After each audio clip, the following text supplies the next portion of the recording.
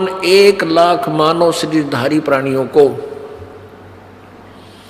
21वें ब्रह्मांड में बनी हुई तपतशिला पर, तपतशिला एक बहुत सुनियोजित ऑटोमेटिक गर्म रहने वाली एक पत्थर की टुकड़ी है।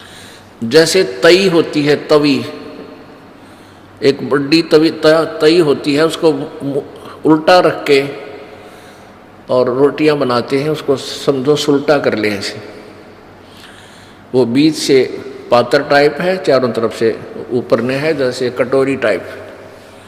तो उसमें 1,00,000 मानव शरीरधारी प्राणियों के सूक्ष्म शरीर, उन प्राणियों को सूक्ष्म शरीर समेत उसमें डाल देता है और वो ऑटोमेटिकली इतने गर्म कर देती है उस प्राणी के सूक्ष्म शरीर से, उस गंध को छुड़वाती है वो तपतशिला, यानी वो आँच, गर्मी, ताप। वहां पर जिस प्राणी ने अधिक व्यसन किए होते हैं, आप देखो इस काल की कितनी जबरदस्त चाल है। ये प्राणी इन बुराइयों पर ऑटोमेटिकली लग जाता है, स्वतः लग जाता है। जैसे हुक्का बना लिया और कितने तम्बाकू का पौधा ढूंढ लिया, इसने गधे भी ना खावे और इसने कूट छेद 1 घंटा। हमने देखे हमारे माता पिताजी और भी वहाँ आसपास के अड़ोसी पड़ोसी 2 घंटे थी मुसड़ मुखड़ में गेर कर दे मुसड़ पहले उसने काटे, फिर उसका वहाँ गुड़ गाड़ गेर कर उसका खूब चूरमा सा बनावे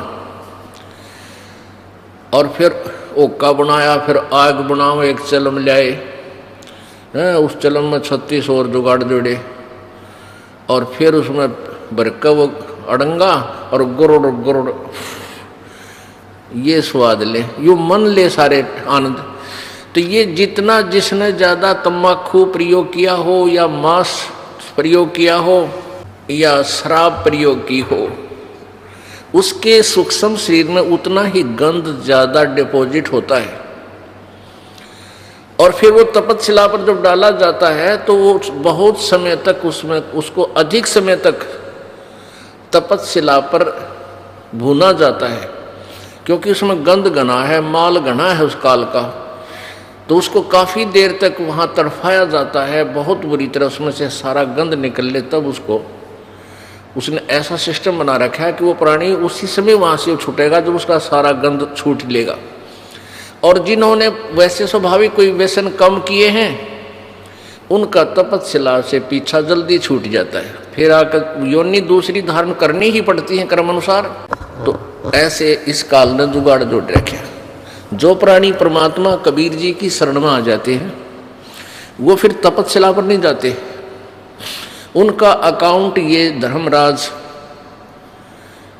इस काल का जो चीफ जस्टिस है, ये धर्मराय नहीं लेता।